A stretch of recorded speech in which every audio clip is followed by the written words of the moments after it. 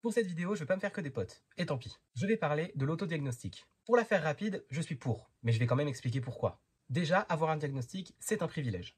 Pas tout le monde a les ressources, pas tout le monde a les moyens.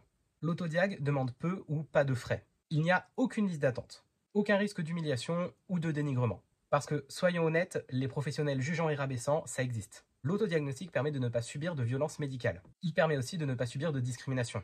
Parce que, soyons honnêtes, les professionnels qui ne diagnostiquent pas parce que la personne est non blanche, grosse, âgée ou autre, ça existe. Et l'autodiag sert aussi à adapter son quotidien pour éviter la fatigue ou la surstimulation par exemple. Ensuite, l'autodiagnostic est une piste intéressante pour avoir un diagnostic officiel. Pour parler de moi, je me suis premièrement autodiagnostiqué.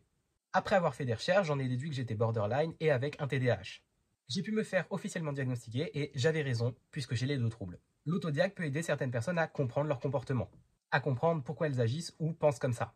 Ça peut les aider à se dire qu'elles ne sont pas le problème et qu'elles peuvent être prises en charge. Et ça rassure de se dire qu'on peut faire quelque chose. Ensuite, on s'est tous autodiag au moins une fois dans notre vie.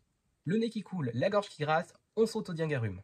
On n'est pas spécialement médecin, mais on sait à quoi ressemble un rhume, donc on pense qu'on l'a. Et si on veut être sûr, on va voir un ou une professionnelle. Parce que non, se faire diagnostiquer, ce n'est pas obligatoire.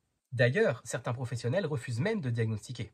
Et elles ne veulent pas que la personne se définisse uniquement par son trouble ou par sa maladie. Pour ça, l'autodiag reste une solution.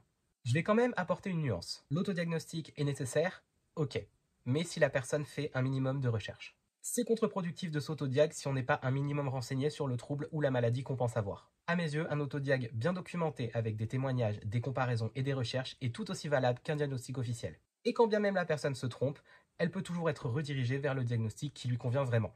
Et dans tous les cas, il est bon de noter que l'autodiagnostic ne fait de mal à personne.